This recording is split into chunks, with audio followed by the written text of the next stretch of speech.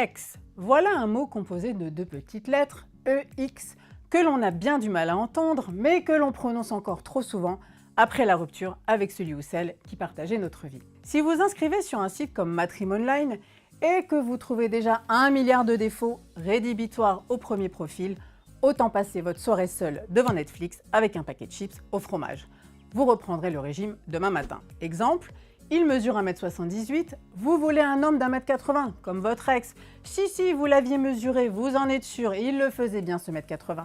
Autre exemple pour les hommes, vous refusez d'écrire à cette femme qui vous plaît, tout ça parce qu'elle dit ne pas aimer les fumeurs dans son profil? Faux prétexte, vous n'êtes pas prêt. Pour être clair avec votre ex, il faudra aussi accepter d'affronter ce vilain téléphone plein de souvenirs que vous jurez tous les soirs de transférer sur une clé USB enfouie dans le tiroir de votre bureau. Bref, si vous n'êtes pas prêt à prononcer un nouveau prénom, donnez-vous le temps. Car s'exposer à la rencontre, c'est évidemment se montrer disponible avec un minimum d'investissement, sinon vous échangerez des banalités sur le réchauffement de la planète ou le tarif en hausse des Uber. Il faut donc s'assurer que vous avez bien mis à jour le logiciel de la rencontre et qu'il ne reste pas de choses trop encombrantes en cache qui pourraient vous empêcher d'avancer.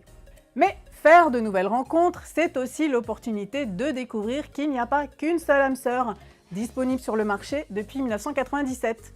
D'autres célibataires sont là, dans l'ombre, prêts à matcher, si vous acceptez de vous connecter à votre Mac ou à votre smartphone. Si vous êtes prêt à faire de nouvelles rencontres, votre vocabulaire lui aussi pourrait changer. Alors on ne prononce plus le mot ex, mais next, par exemple. Allez, au suivant!